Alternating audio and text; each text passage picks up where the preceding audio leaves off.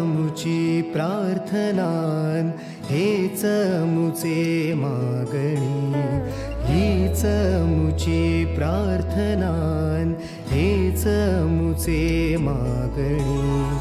माणसाने माणसाशी माणसा समवागणे